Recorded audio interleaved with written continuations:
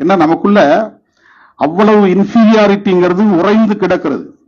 நான் பிறந்த இடம், நான் வாழ்ந்த குடும்பம், என்னை சுற்றி இருக்கிற சமூக சூழல், என்னை பீடித்திருந்த வறுமை, தலையில எண்ணெய் இருக்காது, போட்டுக்கு நல்ல துணி இருக்காது, கிழிந்து போன கால் சட்டை, கிழிந்து போன சட்டை, பொத்தான் இல்லாத சட்டை, தேங்காய் தடவுறதுக்கே பெரிய போராட்டமா இருக்கும். தேங்காய் கையில கிடைச்சாலே பெரிய விஷயம்.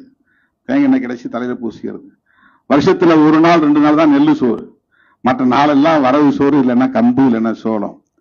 அப்படிப்பட்ட ஒரு சமூக சூழலில் பிறந்து வளர்ந்து வரும்போது நகரத்தை பார்த்தா புதுசா இருக்கு, பசங்களை பார்த்தா புதுசா இருக்கிறான், அவன் நல்லா அயன் பண்ண சட்டை போட்டுக்கிறான், உடம்புல பவுடர் அடிச்சுட்டு வரான், நல்ல வாசனை திரவியம், எண்ணெய் தலையில தடவி இருக்கிற எண்ணெயே மணக்கும், அப்படியே எண்ணெய் மறிக்கொழுந்து போட்ட எண்ணெய் தடவிட்டு வருவான்.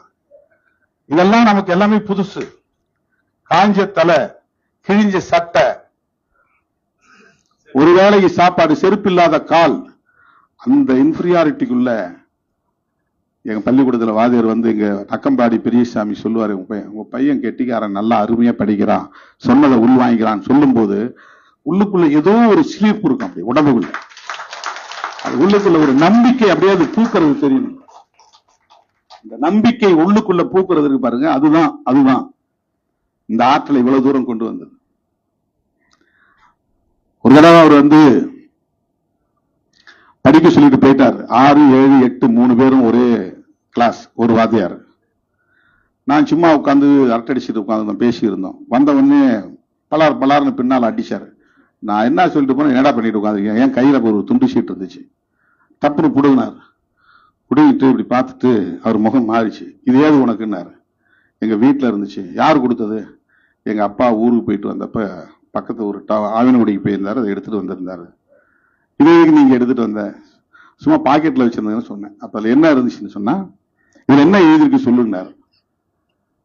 கடவுளை மற மனிதனை நினை அப்படின்னு எழுதிருக்கு. அதை நான் சொன்னேன். அது ஒரு திராவிடர் கழகம் போட்ட துண்டறிக்கை. அது எங்க அப்பா கையில கிடைச்சி அவர் வீட்டுல கொண்டாந்து வச்சிருந்தாரு. அதை நான் என் பாக்கெட்ல வச்சுட்டு போய் கிளாஸ்ல வச்சு சொல்லிட்டு இருந்தேன். அதுல இருந்து அவருக்கு எனக்கு பிடிச்சு போச்சு. அவர் வந்து ஜோசியம் பாக்குறவரு, ஆனா பகுத்தறிவாளர். கைரேகை பாக்குறவரு, ஆனா பகுத்தறிவாளர். நான் ஒரு நாள் கேட்டேன், சார் நீங்க வந்து ஜோசியம் பொய்ங்கிறீங்க, அப்புறம் எங்களுக்கு ஜோசியம் சொல்றீங்க அப்படின்னு. அது வருமானத்துக்காக சொல்றேன், அது உண்மை இல்லை, நம்பாத. அவன் நம்புறான், அவனுக்காக நான் சொல்றேன். அவர் சொன்னது. அவரு தான் என்ன ஒவ்வொரு கட்டத்திலையும் வந்து ஊக்கப்படுத்தினவர். அந்த ஏன்னா எல்லா பிள்ளைகளும் வந்து வசதியான குடும்பத்திலிருந்து வர பிள்ளைங்க, எல்லாத்தையும் புஸ்தகம், என்ற புஸ்தகம் இருக்காது, தமிழ் புத்தகம் இருக்காது, ஆங்கில புத்தகம் இருக்காது, ஒண்ணுமே இருக்காது, ஒரு சப்ஜெக்டே இருக்காது, சும்மா தான் போவேன். அவர் சண்டை போட்டு ஒவ்வொருத்தையும் சொல்லி அவங்க இந்த புத்தகத்தை கொடுன்னு சொல்லுவார். அது அவர் கொடுத்த விருது. அந்த பள்ளிக்கூடத்தில் 6ஆம் வகுப்பு 7ஆம் வகுப்புல அவர் கொடுத்த விருது. அப்புறம் ஒரு நிகழ்ச்சி நடத்தினாங்க திடீர்னு. அதெல்லாம் இப்ப நான் பாக்குறோம். மாதிரி சட்டமன்றம் அப்ப சொல்லல. இன்னைக்கு ஒரு நிகழ்ச்சி. என்ன நிகழ்ச்சி? முதலமைச்சர், சபாநாயகர், அமைச்சர்கள் எல்லாம் சட்டசபை கூடுற மாதிரி ஒரு நிகழ்ச்சி. அன்னைக்கு போன உடனே எனக்கு ரொம்ப சர்ப்ரைசிங், பெரிய ஆச்சரியம் என்னன்னா, நான் தான் முதலமைச்சர். இது எப்ப நடந்தது? நான் 7வது படிக்கும் போது 8வது படிக்கும் போது. அவர் வந்து பெரியசாமி ஆசிரியர் இப்ப இல்ல. எனக்கு தெரிஞ்ச தம்பி ஒருத்தர், அவர் வந்து சபாநாயகர். ஒரு பெண், 2 பெண்கள், ஒரு பெண்ணு விவசாயத்துறை அமைச்சர், இன்னொருத்தர் ஹெல்த்துக்கு சுகாதாரத்துறை அமைச்சர், அப்படின்னு ஒரு 5-6 பேர் அமைச்சர் போட்டு ஒரு மாதிரி சட்டமன்றத்தை நடத்தினாங்க. இப்ப அன்னைக்கு அது ஏதோ நமக்கு புரியல, ஆனா அது எவ்வளவு பெரிய தாக்கத்தை உள்ளுக்குள்ள ஏற்படுத்தி இருக்கு. ஒரு முதலமைச்சரா உட்கார்ந்து அவங்க கேட்கிற கேள்விக்கெல்லாம் பதில் சொல்ற மாதிரி நிகழ்ச்சி, சபாநாயகர் போய் அழைச்சிட்டு வர்ற நிகழ்ச்சி. இது அன்றைக்கு அவர் தந்த இன்னொரு விருது.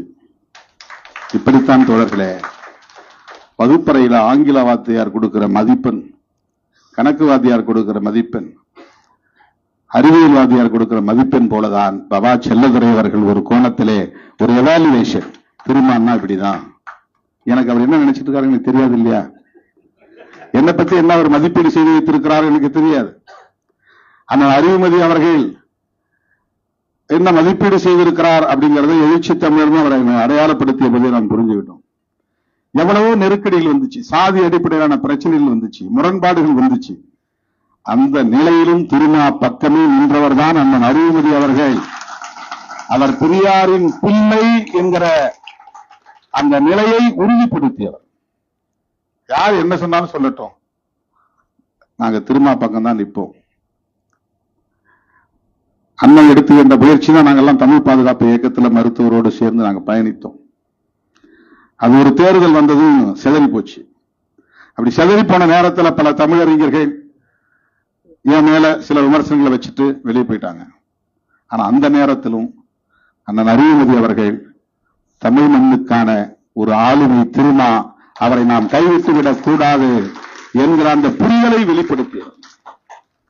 இப்படிதான் இவரைதான் நாம ஏற்றுக்கொள்ள வேண்டும். இதெல்லாம் 20 வருடங்களுக்கு முன்னால் நடந்தது. 15 வருடங்களுக்கு 20 வருடங்களுக்கு முன்னால், இப்ப நிகழ்ந்தவை அல்ல. எனது அருமை தோழர்களே, தோழர் கரிகாலன் அவர்களுக்கு நான் எனது நெஞ்சார்ந்த நன்றியை தெரிவித்துக் கொள்கிறேன். இது எனக்கு நீங்கள் தந்திருக்கிற ஒரு ஏற்பு செய்வு, எனக்கு தந்திருக்கிற ஒரு ஊக்கம், என்னை ஏற்க மறுக்கிறவர்களுக்கு நீங்கள் நடத்தி இருக்கிற ஒரு வகுப்பு, எனது மனமார்ந்த நெஞ்சார்ந்த நன்றியை மீண்டும் ஒரு முறை காணிக்கையாக்கி நிறைவு செய்கிறேன். நன்றி, வணக்கம். தலைவரோடு நான் சிலருக்கு நன்றி சொல்ல கடமைப்பட்டிருக்கிறேன்.